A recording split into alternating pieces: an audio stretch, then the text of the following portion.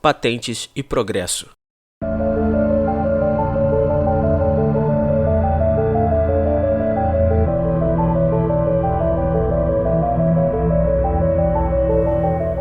Este artigo foi escrito por David Gordon, traduzido e publicado pelo Instituto Rothbard e narrado por Rafael Oliveira. Murray Rothbard rejeitou patentes, e outros autores, seguindo e ampliando seus pontos de vista, desenvolveram uma ampla gama de argumentos contra patentes em particular e propriedade intelectual em geral. Contra a propriedade intelectual, de Stephen Kinsella, é o mais detalhado e cuidadosamente argumentado desses estudos. Nem todos aqueles inclinados ao livre mercado concordam com essa posição. Porém, e no artigo desta semana, gostaria de analisar alguns argumentos em defesa de patentes encontrados no artigo de Adam Mossoff, Intellectual Property, no The Routledge to Libertarianism. O artigo expõe muito bem os principais argumentos a favor e contra a propriedade intelectual. E embora Mossoff seja um forte defensor da propriedade intelectual, que ele defende do ponto de vista do objetivismo, o objetivo do artigo é explicar os argumentos da controvérsia ao invés de defender sua própria posição. Os opositores das patentes dizem que você não pode possuir uma ideia, e Mossoff responde que, em certo sentido, eles estão corretos. Aspas, se direitos de propriedade intelectual significassem literalmente ideias de propriedade de pessoas, então pensar em uma invenção patenteada ou um livro protegido por direitos autorais seria uma violação de patentes ou direitos autorais. Mas isso nunca foi verdade.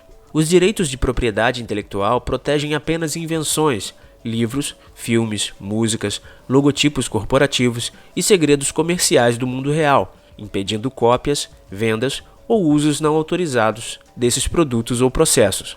Fecha aspas. Aqui surge um problema se, como Rothbard, você sustenta que as pessoas adquirem recursos sem dono apropriando-se deles, ou seja, sendo os primeiros a usá-los.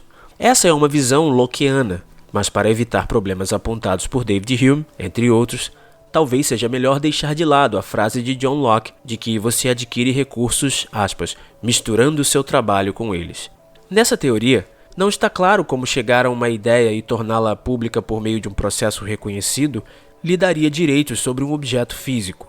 É interessante notar, porém, como Mossoff aponta, que o próprio Locke aceitou patentes, em vigor, em direitos autorais, embora ele não reconhecesse a primeira palavra.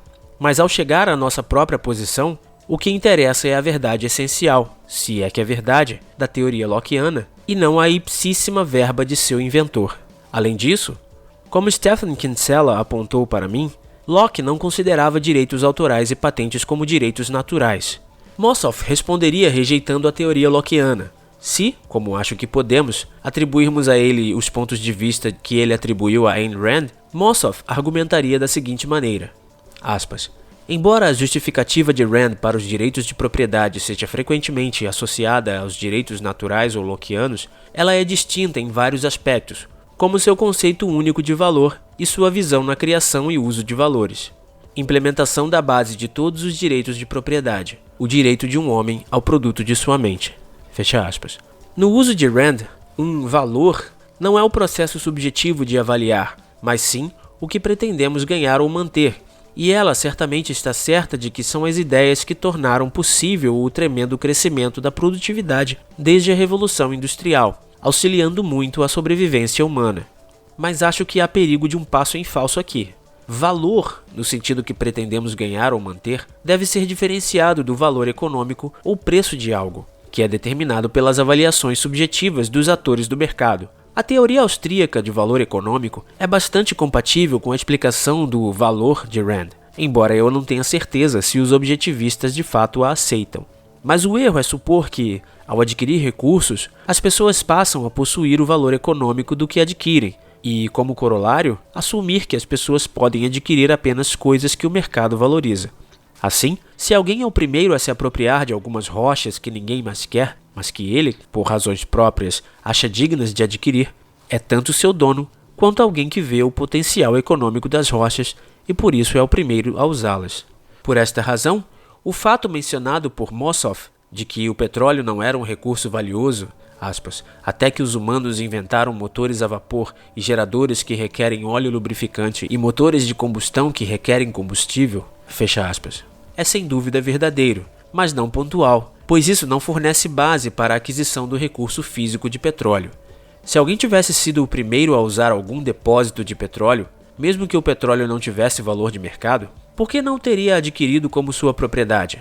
Rand discordaria, pois ela sustenta que a, aspas, fonte primordial de propriedade continua sendo a produtividade criadora de valor, que é reconhecido e garantido pelos direitos de propriedade intelectual. O que torna algo um valor depende da questão para quem e para quê. Por exemplo, um deserto é um desvalor para um agricultor que, em vez disso, precisa de solo fértil. No entanto, um deserto pode ser de enorme valor para os indivíduos que inventam e produzem circuitos integrados, que requerem silício. O valor não é um objeto escasso como tal, mas sim o valor de que ele representa para a mente racional que o está produzindo e usando na vida humana. A justificação moral fundamental de toda a propriedade. Fecha aspas. Tudo isso, para reiterar, parece-me confundir porque queremos coisas físicas e a base sobre a qual as adquirimos. Você pode objetar que é injusto negar direitos de propriedade intelectual aos inventores. Suas ideias contribuem mais para o processo de produção do que qualquer outra coisa.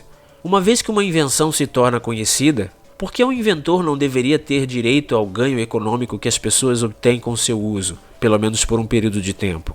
Uma resposta para isso é apelar e estender um ponto que a própria Rand faz ao defender patentes limitadas em vez de perpétuas. Como Mossoff explica em sua visão, aspas, ao contrário de valores materiais estáticos, como um automóvel, reivindicações dinâmicas de produção de valores não requerem ações contínuas para sustentá-los ou mantê-los como valores.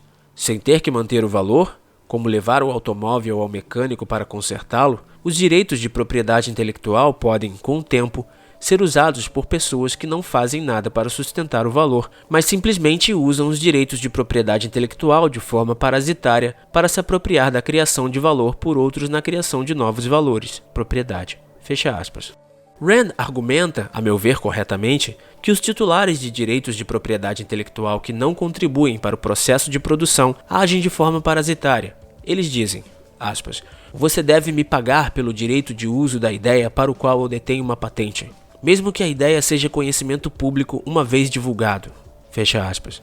Ampliando o argumento, quem cobra uma taxa por usar uma ideia não está agindo de forma parasitária? Se o inventor de uma ideia a usa em um processo de produção, ele ganha o valor econômico de usá-la e garante ganhos extras se for o primeiro usuário da ideia. Mas por que as ideias conferem aos inventores mais do que isso? Mossoff comprimiu com grande habilidade uma grande quantidade de material em seu artigo e pude comentar apenas alguns de seus argumentos.